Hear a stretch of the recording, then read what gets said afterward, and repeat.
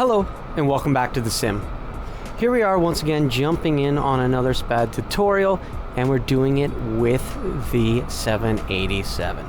As you can see, we're already on our way up, and what we want to do is set up a smart script on the script panel that is going to pause us at our top of descent. We come down, we look at this, we can see we're on our way up to Libham. We're going to make this a very short trip.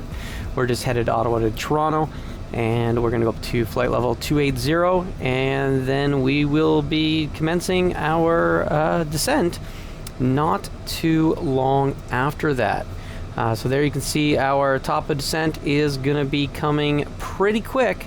The first thing we're going to do is we're going to come over here into SPAD.neXt, and we are going to go to our script panel. So we're going to set up a script, but to get this script to stop at the top of descent, the first thing that we're going to want to do is figure out the variable. So to do that, we're going to go to the data monitor. We're going to go to add data.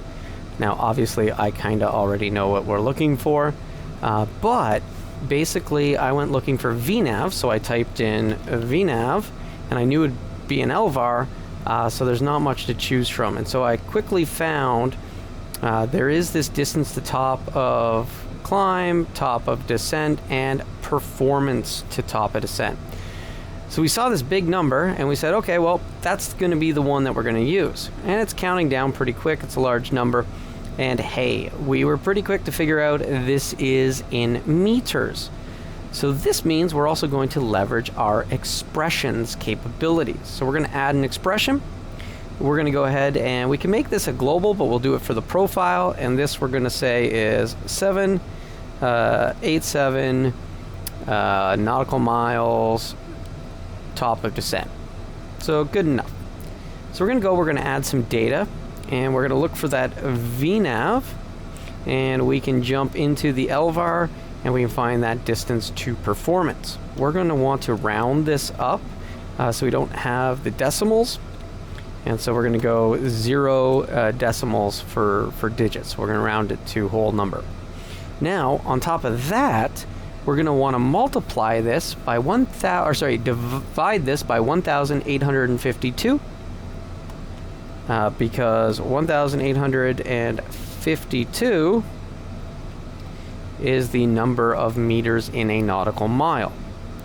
And once we've done that, we are going to see, if we do a quick validate, we can see, hey, 52.85. So same thing, we're going to want to round that.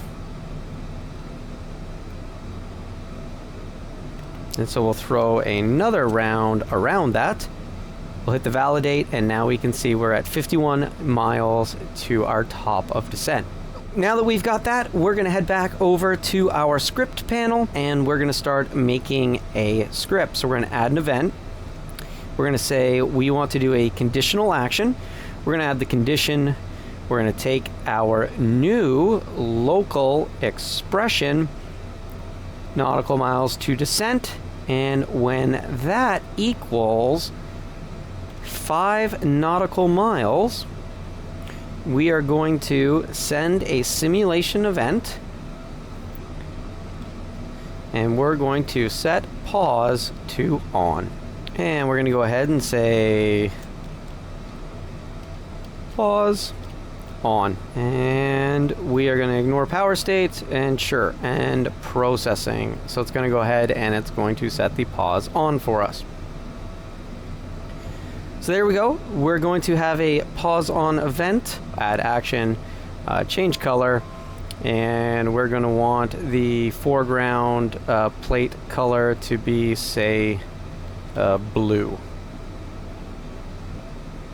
So blue when it turns that color. So now that we've done that, we can add data. Now we've got our expression, and we can see that we are 33 miles out, and we're going to do that. Now, a lot of times what I like to do for these types of events is I actually like to come to the script panel, and what I like to do is I like to add a extra item to it. And so we're going to add a condition. And so what that condition is going to be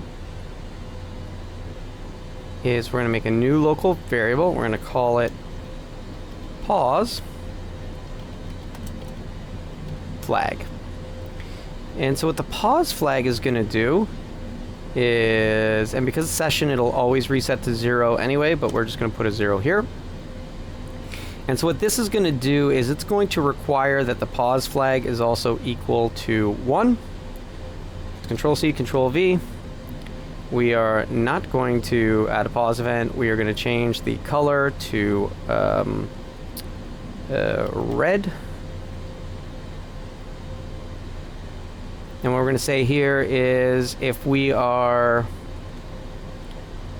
is greater than, say, 10 miles and pause flag is equal to 0, we want it to set to red.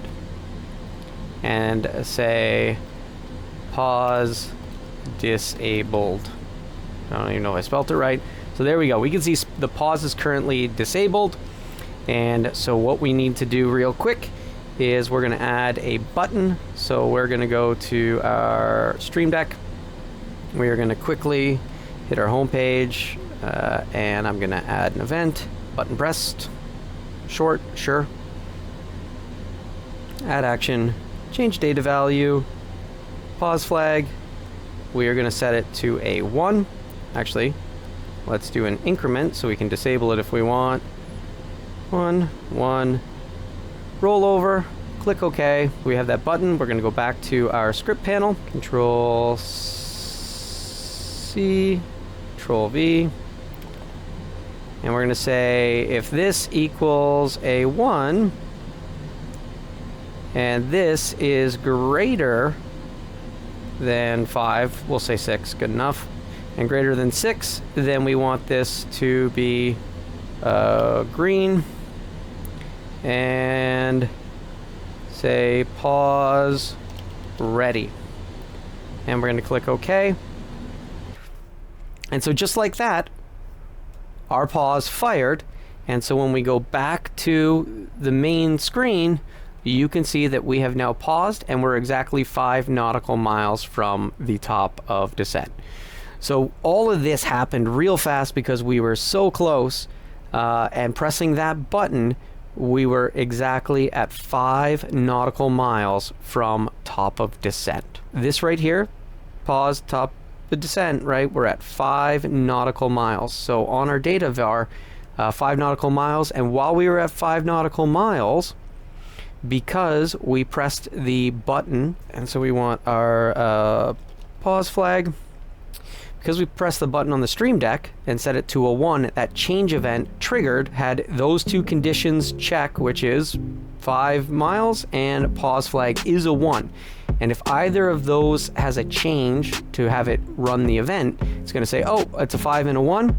Go ahead and pause the sim and set the plate to blue. We're going to jump out. We're going to see you on the next one. If you made it this far, really appreciate it if you could hit that like button, subscribe if you haven't, and come along with us next time. As always, thanks for watching. Have a great day.